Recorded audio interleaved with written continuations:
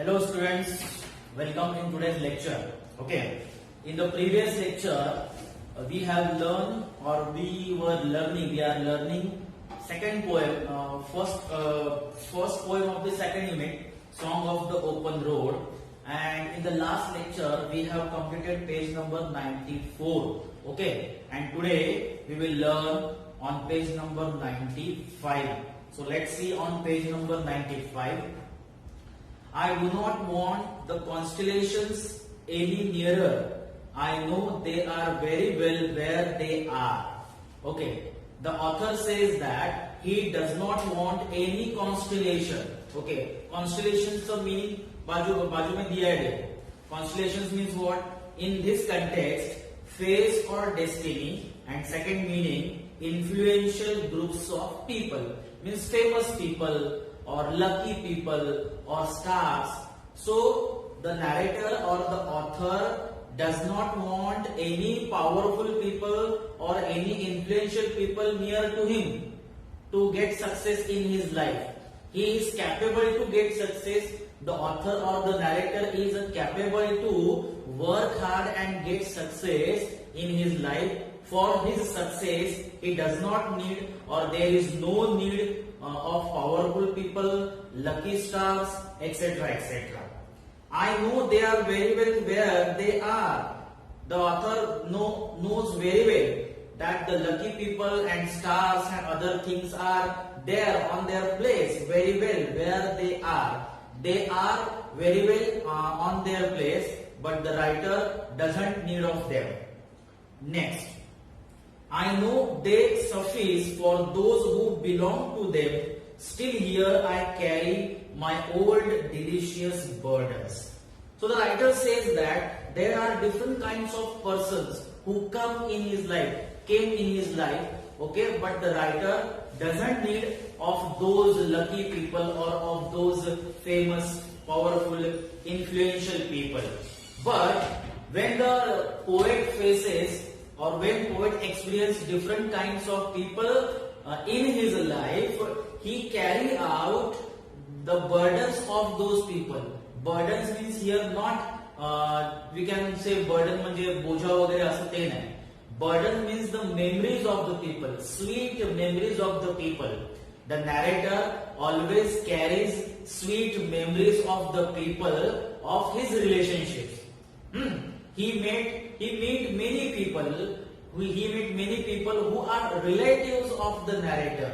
Okay, but the narrator here still carries the relationships or the burdens of relationship. But those are the sweet burdens. Those are the sweet memories for the narrator, for the author. He says, still here I carry, means still here means in his life, he carries the delicious memories. Old delicious burdens means old memories, delicious memories, sweet memories of relationships or relatives.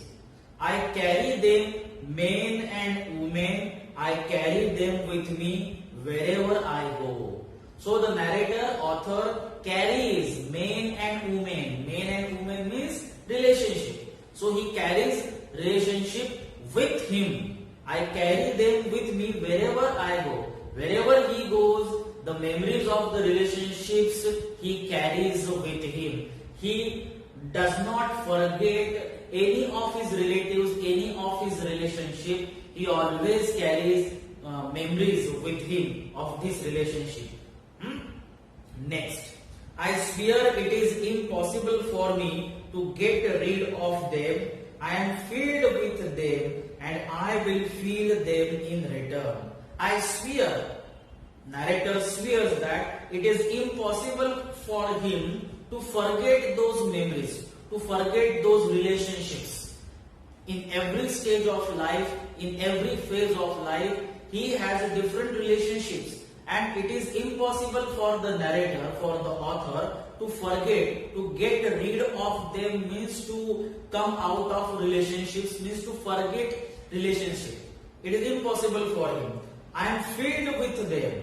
The writer, the narrator or the poet is filled with the memories of this relationship, and these memories he carry with him always. I am filled with them and I will feel in them return. So he is capable to manage the journey of life with the sweet memories of the relationship. He always carries his memories of relationship with him. It is impossible for the poet, for the narrator, to forget the memories of the relationship. So here we have completed the poem. The poet is Walt Whitman, and you know that the poet experiences journey, and the poet says that one has to make this life journey alone, and one should be capable to do this journey with the relationship of people, and one should not forget sweet memories, or one should not forget the relationships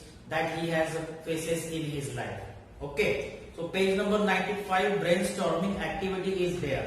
First activity में क्या दिया है? Pick out the lines showing that the poet is prepared to enjoy every moment of his journey. Poet जो है वो उसके life की every moment की जर्नी को एंजॉय करता है. ये दिखाने वाली लाइंस कौन सी है? जैसे कि हमने पहली लाइन देखी, afoot and light hearted I take the open road. This line shows that the poet enjoys his journey. And the second one is healthy, free, the world before me. This line also shows that the poet enjoys his journey. Okay? Second activity में क्या दिया है? देखो, by old delicious burden. What the poet means by old delicious burden? इसका meaning क्या है?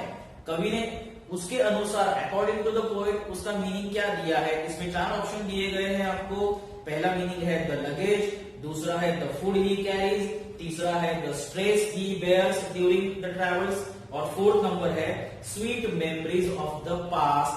तो old delicious burdens, ये जो ओल्ड डिलीशियस बर्डन है, ये ओल्ड डिलीशियस बर्डन का जो मीनिंग है वो मीनिंग क्या है?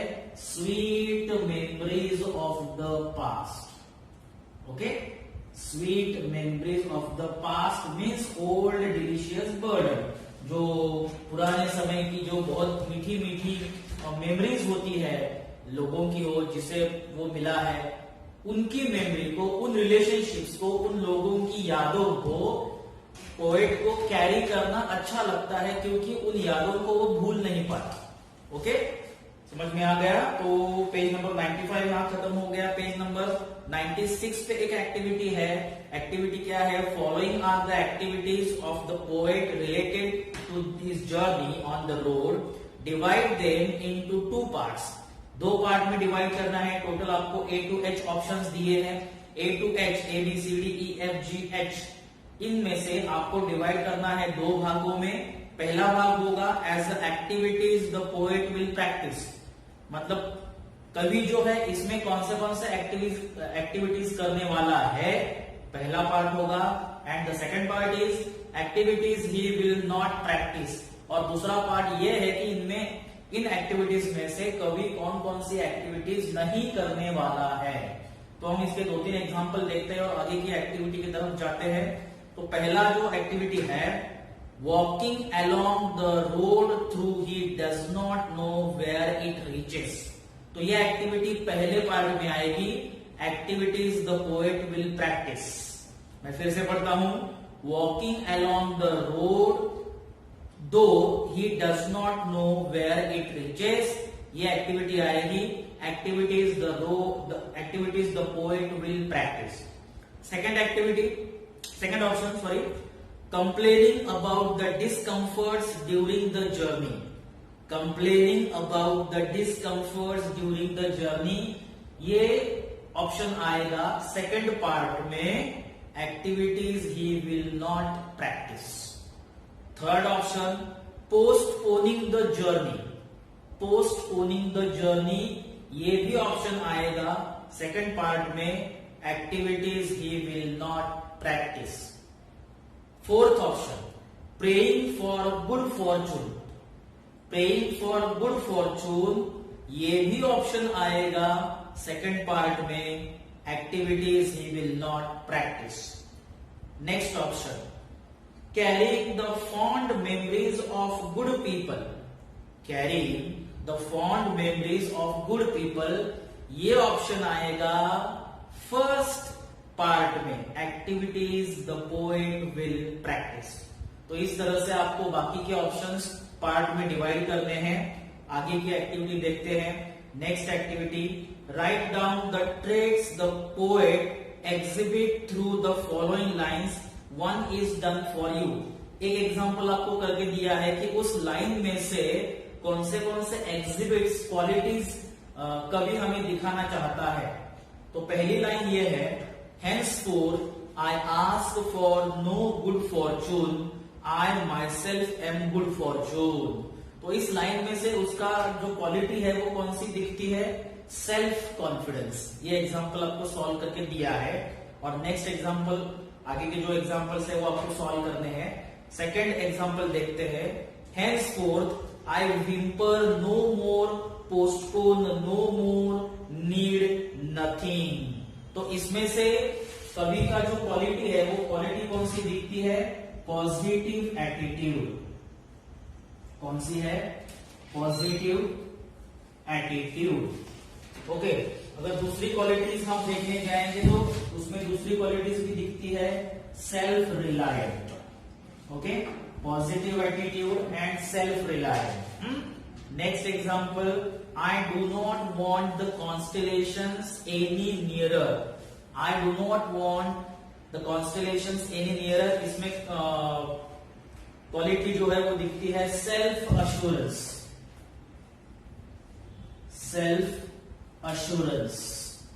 ओके, तो इस तरह से बाकी की एक्टिविटी आपको करनी है। आगे की जो एक्टिविटीज है वो एक्टिविटीज आपको करनी है एक लाइन बाय लाइन और activities by activities. Free words की मतलब फिगर्स ऑफ स्पीच वगैरह दी गई है, उसकी इंफॉर्मेशन दी गई है। तो आगे जो एक्टिविटीज है वो आपको घर पे करनी है।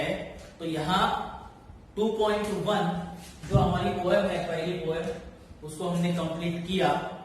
आगे के लेक्चर में हम देखेंगे 2.2 पोएम, अगली poem. Thank you. Hello students, welcome again in today's lecture. Today we are going to learn second poem of the second unit, Indian weavers। Indian weavers क्या है, वीव आपको पता होगा, वीव मतलब बुनना, ज्याला आपण कपडे विणणे असं म्हणतो मराठीमध्ये। तो वीवर्स जो है वो वीवर्स मतलब कपड़े बुनने वाले, कपड़े सीने वाले। आपको पता है कि टेलर्स हमारे कपड़े सीते हैं या अलग अलग कारखानों में जो कपड़ा बनता है, जो बुना जाता है, वो बुनने वाले एक ही लोग होते हैं, लेकिन वो जो कपड़ा है वो कपड़ा अलग अलग ओकेजन्स के लिए इस्तेमाल होता है।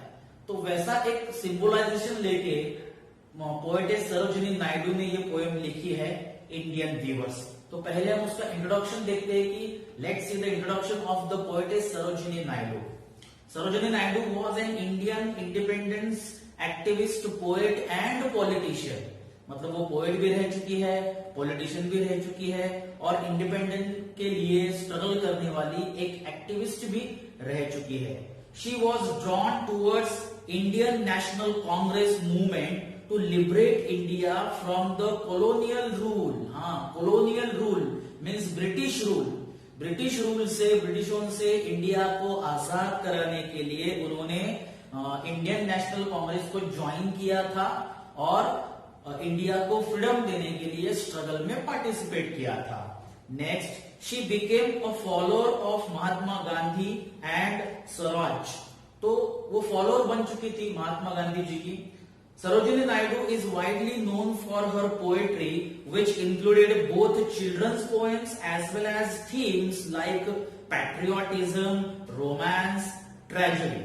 तो ये जो तीन सब्जेक्ट है, पैट्रियोटिज्म मतलब देशभक्ति, रोमांस का तो मतलब आपको पता ही होगा, एंड ट्रेजेडी मतलब दुख, सैडनेस। तो इन तीन सब्जेक्ट पर उनकी कविताएं, सरोजिनी नायडू की कविताएं बहुत बार प्रसिद्ध हो चुकी है, फेमस हो चुकी है।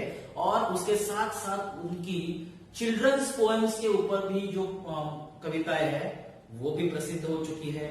She began writing at the age of 12। Her mother used to write poetry in Bengali. Her mother was also poet and she used to write in Bengali language. Okay, her play Maher Munir, written in Persian, impressed the then Nawab of Hyderabad. हाँ, उनका जो उन्होंने एक play लिखा था, एक नाटक लिखा था माहिर मुनीर नाम का, जिस माहिर मुनीर नाम के प्ले ने, ड्रामा ने उस जमाने के मतलब हैदराबाद के जो नवाब थे बिफोर इंडिपेंडेंस, हैदराबाद के नवाब को इम्प्रेस किया था, इन्फ्लुएंस किया था.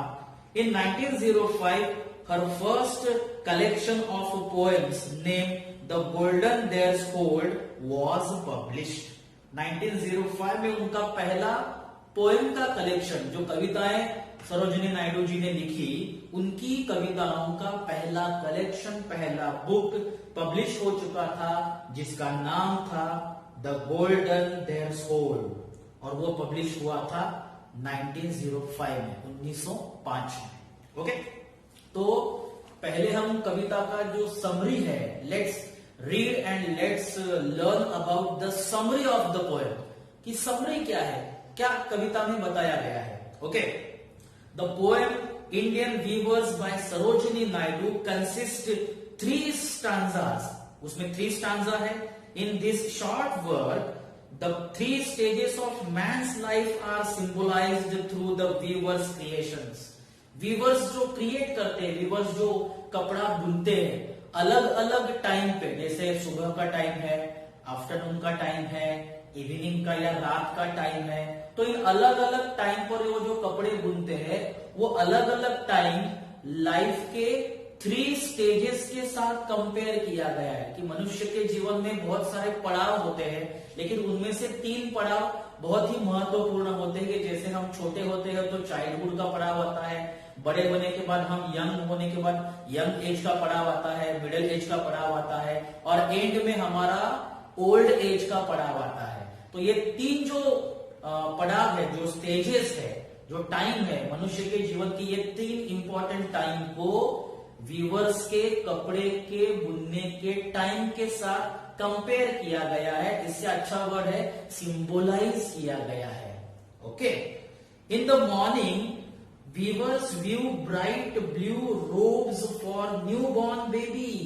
अब जैसे मॉर्निंग का एग्जांपल लेते हैं, तो मॉर्निंग के एग्जांपल में they view bright blue robes for new born baby. Blue robes, robes मतलब ड्रेसेस, क्लोथ्स, फैब्रिक.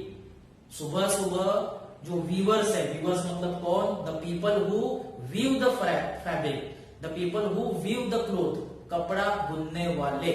ओके, जो है वो सुबह सुबह न्यूबॉर्न बेबी के लिए एक नया मतलब ब्राइट ब्लू कलर का कपड़ा बुनते हैं या कपड़े बुनते हैं. In the evening they are creating a beautiful purple green wedding veil for a queen. Evening में क्या करते हैं वो, इवनिंग में एक ब्यूटीफुल कपड़ा बुनते हैं, पर्पल ग्रीन का कपड़ा होता है, और वो किसके लिए होता है, wedding veil for a queen, queen के लिए होता है, और वो होता है वेडिंग वेल. वेडिंग वेल मतलब क्या, शादी में जैसे जो दुल्हन होती है, दुल्हन के लिए एक खास कपड़ा बुना जाता है लाल कलर का, उसे शादी का लाल जोड़ा कहते हैं. सो वो जो है well. Okay, well is like अ चुनरी, जो चुनरी होती है लाल कलर की. तो ऐसे कलरफुल क्लोथ्स क्वीन के लिए इवनिंग में वीव किए जाते हैं, बुने जाते हैं. मॉर्निंग में न्यूबॉर्न बेबी के लिए, इवनिंग में क्वीन के लिए, और खास करके मैरिज. मतलब इन 2 टाइम से हमें क्या पता चला, पहला टाइम है मॉर्निंग का टाइम. मॉर्निंग का टाइम न्यूबॉर्न बेबी का टाइम. न्यूबॉर्न बेबी का टाइम मतलब होप्स, होप्स का टाइम, आशाएं. सुबह सुबह हमारी आशाएं बहुत सारी होती है.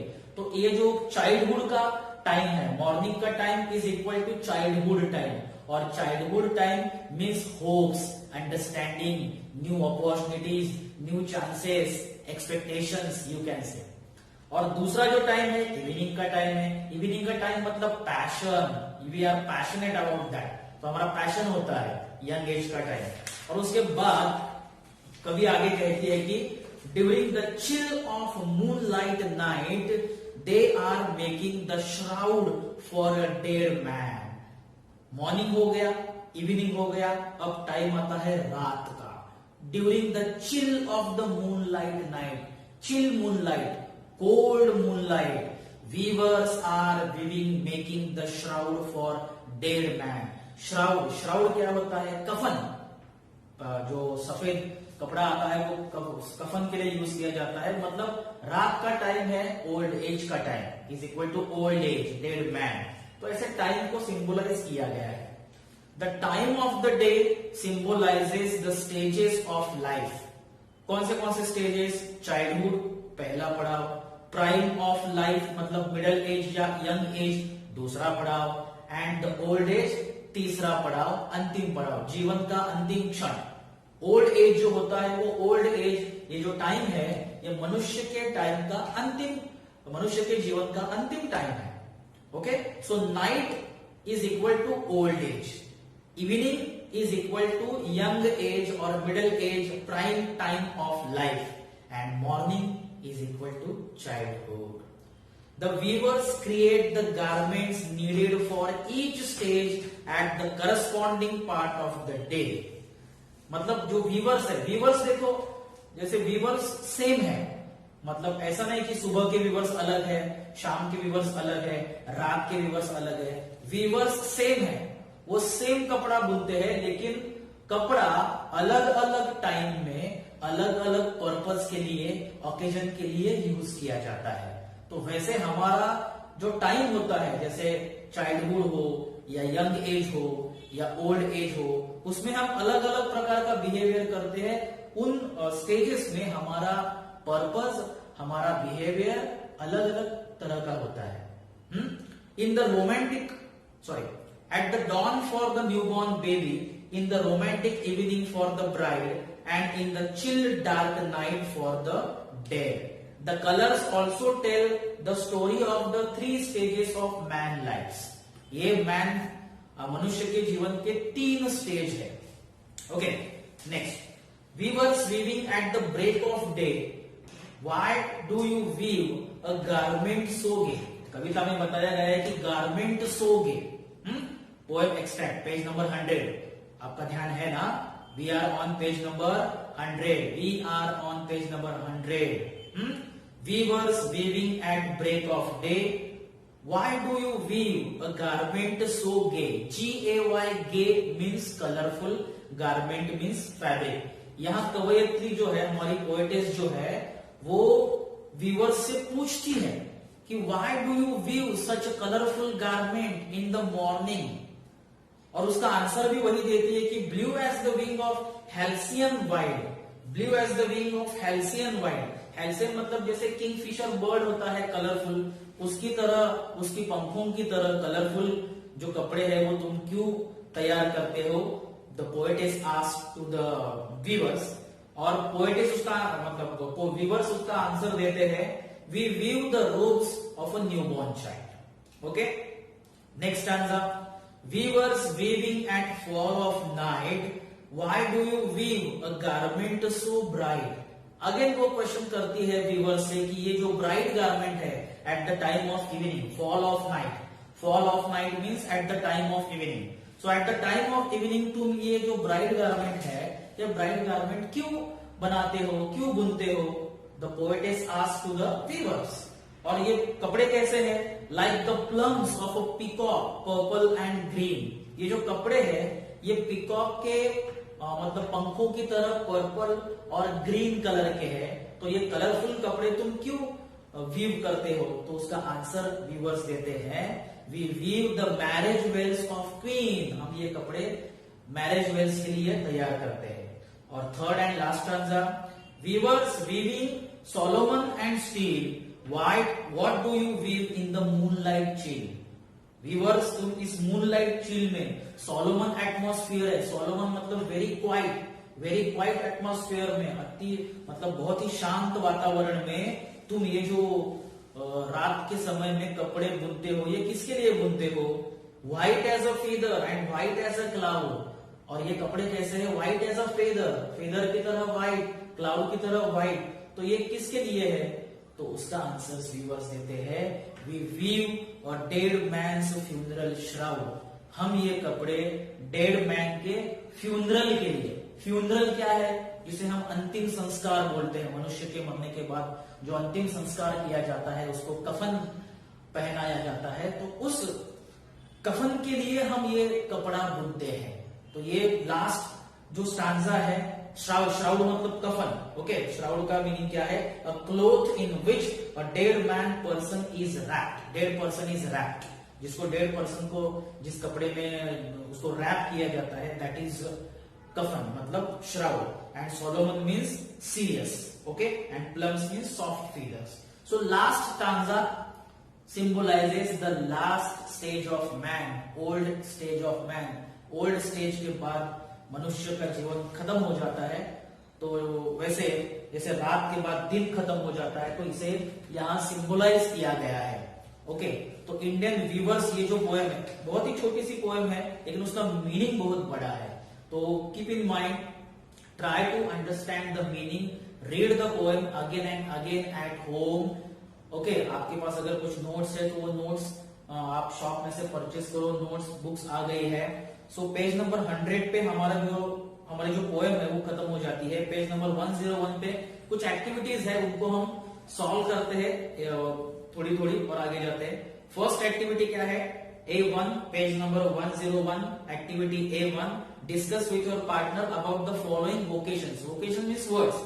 तो इन वर्ड्स को आपको डिक्शनरी यूज कर सकते हो या गूगल सर्च कर सकते हो, उनका मीनिंग आपको जाके ढूंढना है। जैसे कि पहला है वीविंग। वीविंग मतलब क्या? बुनना। जैसे हैंडलूम हो गया, टेलरिंग हो गया, अलग अलग प्रकार के फैब्रिक्स हो गए, दैट इज वीविंग। दूसरा वर्ड क्या है? टेलरिंग।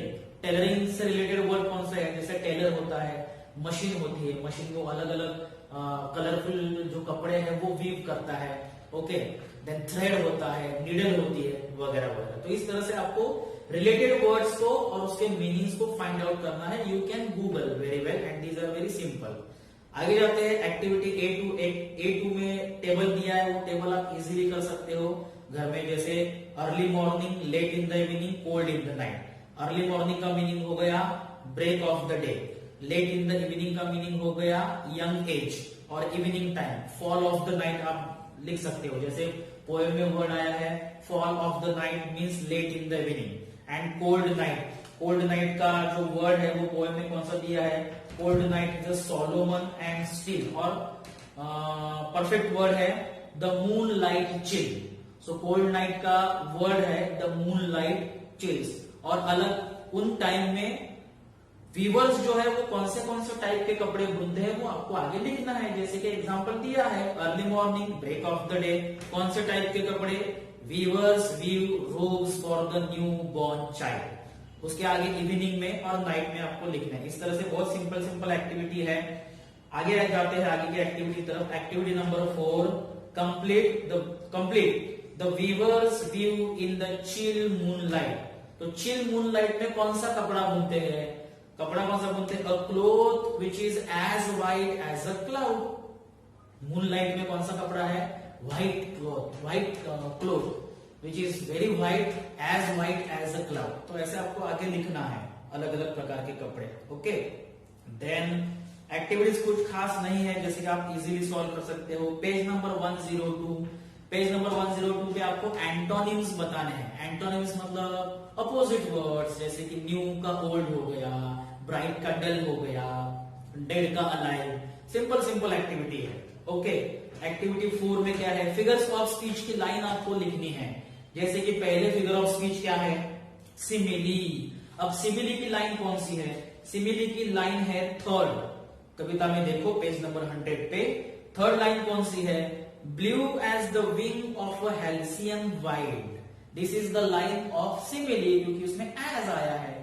ओके, और लाइन कौन सी है? Line number 7। लाइन नंबर 7 कौन से? 3, 4, 5, 6, 7। Like the plumes of a peacock purple and green.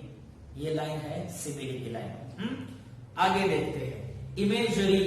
जैसे इमेजरी क्या होता है? आपकी आंखों के सामने एक इमेज खड़ी हो जाती है लाइन को पढ़ के।